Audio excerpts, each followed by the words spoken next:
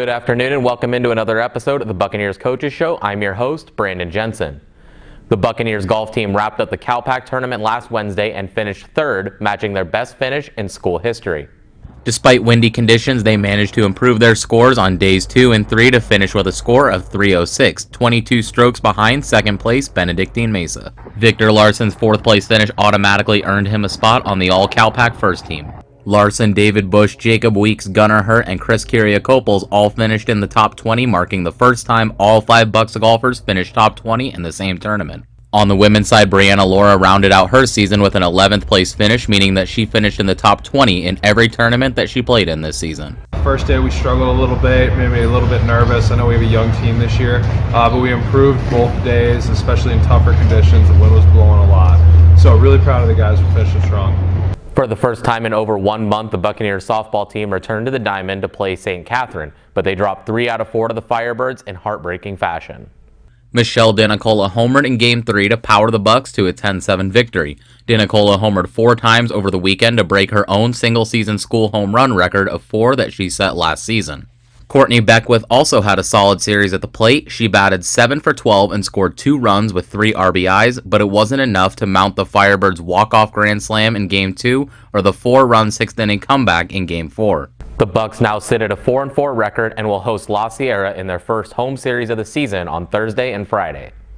Michelle Denicola's and Courtney Beckwith's dominant performances against St. Catherine also earned them Sidewinder Subs Player of the Game. And last Monday, Aaron DeHoot won CalPAC Pitcher of the Week for his performance against La Sierra.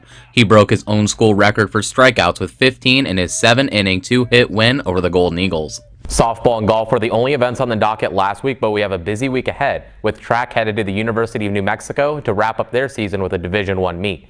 I spoke with head coach Brendan McMaster to preview the meet and talk about how his season's going.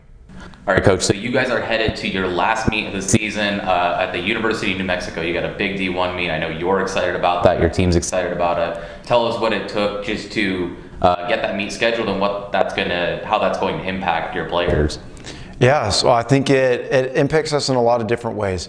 A big one is that we've been able to keep ourselves focused throughout the semester.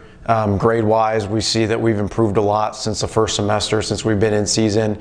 If we didn't have this meet, we probably would have ended about a month ago, which is tough in a track season. In a normal year, we're looking to have anywhere from 10 to 11, possibly 12 with conference championships, to only having 2 or 3 this year.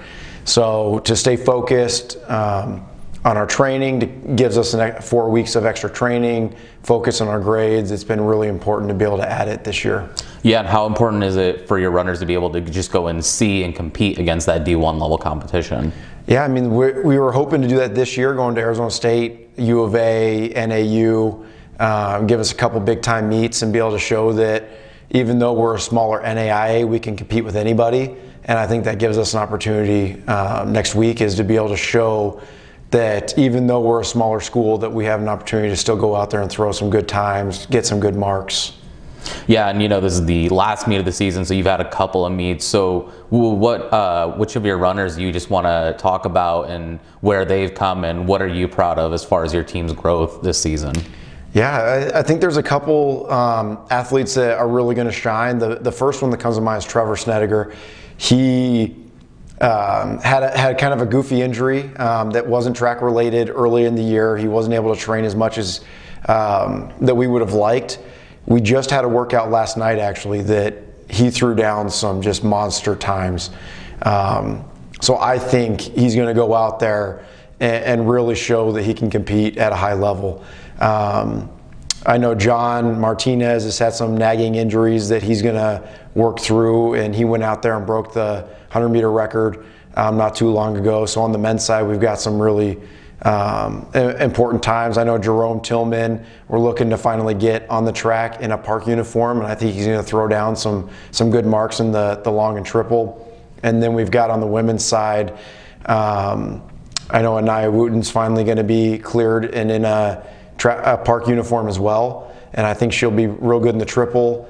I know Jordan Espinoza has PR'd ever since she's been here from the high school level. So we've got a couple big time marks that I think we're going to see coming up here soon.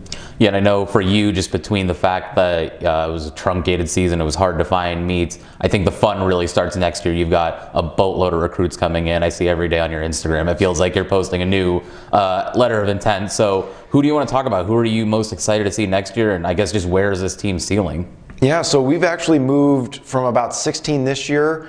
My number right now is about 40 athletes. So we are going to be a well-rounded team. We actually have 3 signings this weekend, and I just had a couple girls commit. The signings are all on the men's side of things. But I mentioned John Martinez. We're adding some help there in the sprints for him. We've got a couple really fast athletes. One is a state champ out of Alabama. We've got one that's going to be signing Friday, so tomorrow for us. Adrian is probably going to make nationals in the 400 or 400 hurdles. And then we've got some really good field athletes coming in as well. A state champ out of Thatcher that went 44 in the triple jump.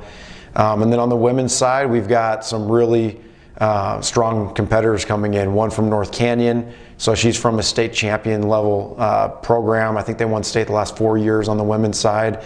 So she's bringing a certain type of consistency and work ethic in.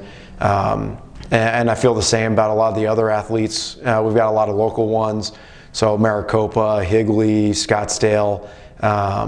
So I'm really excited about where we're going.